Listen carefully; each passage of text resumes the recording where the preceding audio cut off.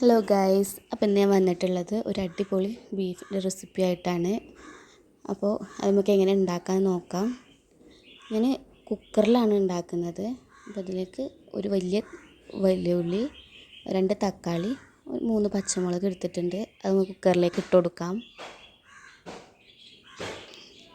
പിന്നെ എനിക്ക് ചതച്ചിട്ടുണ്ട് കേട്ടോ, അതായത് ഇഞ്ചി, വെളുത്തുള്ളി, ചെറിയുള്ളി, വലിയ ജീരകം, കുരുമുളകൊക്കെ ഇട്ട് ഒന്ന് ചതച്ചെടുത്തിട്ടുണ്ട്.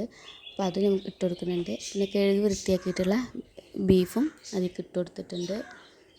നമുക്കിതിലേക്ക് ആവശ്യമുള്ള മസാലപ്പൊടി ഇട്ട് കൊടുക്കാം. 1/4 സ്പൂണ് മഞ്ഞൾപ്പൊടി ഇട്ട് കൊടുത്തിട്ടുണ്ട്. ഇനി ഒരു 1.5 സ്പൂണോളം മുളക് പൊടി ഇട്ട് കൊടുക്കാം.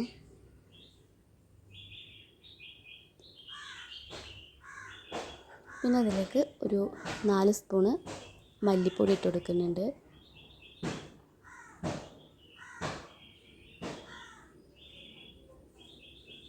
പിന്നെ കുറച്ച് കറിവേപ്പിലയും ആവശ്യത്തിനുള്ള ഉപ്പും കുറച്ച് വെള്ളവും ചേർത്ത് നല്ല പോലെ ഒന്ന് മിക്സ് ആക്കി എടുക്കാം.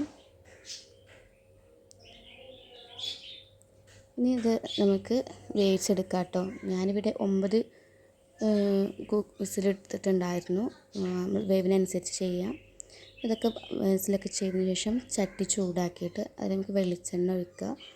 അത് ചൂടായതിന് ശേഷം അതിൽ കറിവേപ്പില ഇട്ട് പൊട്ടിച്ച് നമ്മൾ വേവിച്ച് വെച്ച ബീഫ് അതിലേക്ക് ഇട്ട് കൊടുക്കുക.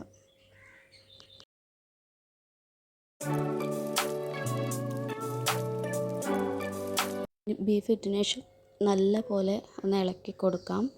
ഇനി ഇളക്കിയിട്ട് കുറച്ച് നേരം ഒന്ന് തിളപ്പിച്ചെടുക്കാം കേട്ടോ. അപ്പോൾ നമ്മൾ അടിപൊളിയായിട്ടുള്ള ബീഫ് റെസിപ്പി റെഡി ആയിട്ടുണ്ട്.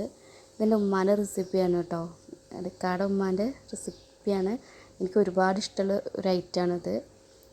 അപ്പോൾ എല്ലാവരും ട്രൈ ചെയ്തിട്ട് അഭിപ്രായങ്ങൾ കമൻറ്റ് ചെയ്യണം.